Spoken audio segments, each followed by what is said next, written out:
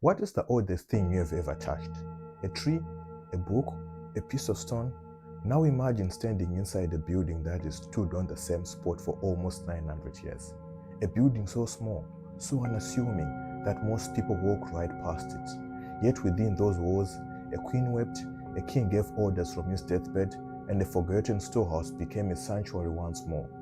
Today, we are going inside St. Margaret's Chapel, the quiet heart of Edinburgh Castle.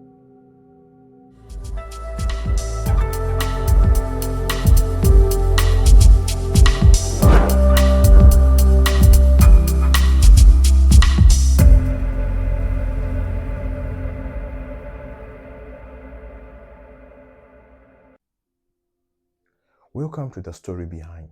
This series is about uncovering the stories of places we visit. Not the ones in the guidebooks, but the ones hidden in the stones. The whispers of history that most people never stop to hear. Edinburgh Castle sits on top of an extinct volcano, watching over the city like an ancient guardian. Thousands of visitors climb its ramparts every day. They come for the crown jewels, they come for the Great Hall, and if they are lucky, they might notice a small unassuming stone building tucked away near Folksgate. It is easy to miss it, but this tiny chapel holds a secret. It is the oldest building in the whole of Edinburgh, and its story is one of survival, faith, and a queen who became a saint.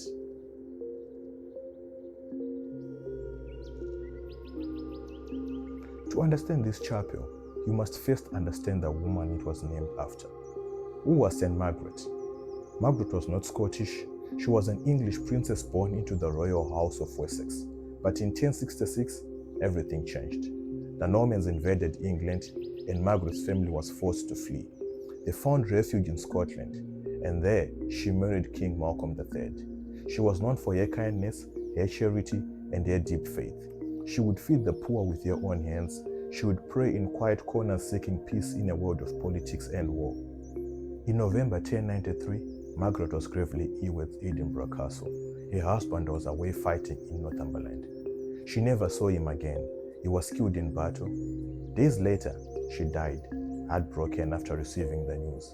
She was made a saint in 1250, and her fourth son, King David I, built this chapel in her honor. He wanted her memory to survive. He wanted a place of peace in this cold, unforgiving rock.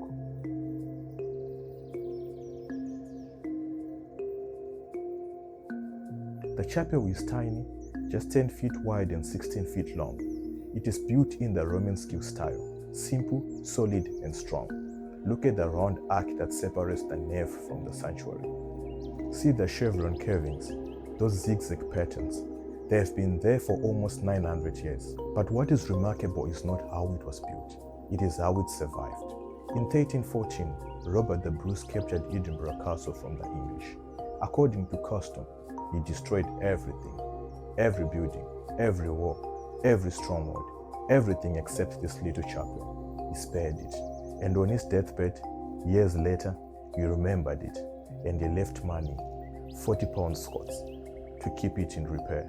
He ordered that it would be looked after. Even a dying king, surrounded by war and ambition, understood that some places are sacred. But survival is never easy in the 1500s. After the Protestant Reformation, the chapel fell into disuse. It became a gunpowder store. Think about that. A place of prayer filled with explosives. The origins were forgotten. For centuries, it was just a storage room.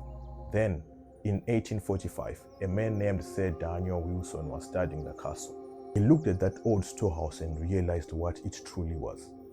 He rediscovered the oldest building in Edinburgh, and with the support of Queen Victoria, it was restored.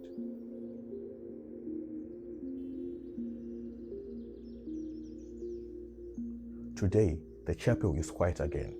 Light pours through 5 stained glass windows installed in 1922. They show St. Margaret, St. Andrew, St. Columba, St. Ninian, and William Wallace. The colors are soft, almost glowing. They tell a story of faith and courage. And if you visit, you always find fresh flowers here.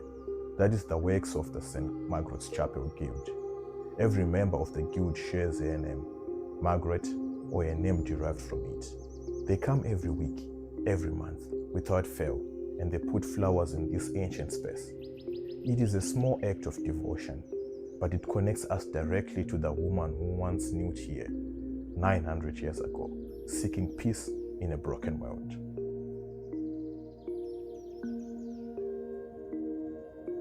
St. Margaret Chapel is not grand. It is not flashy.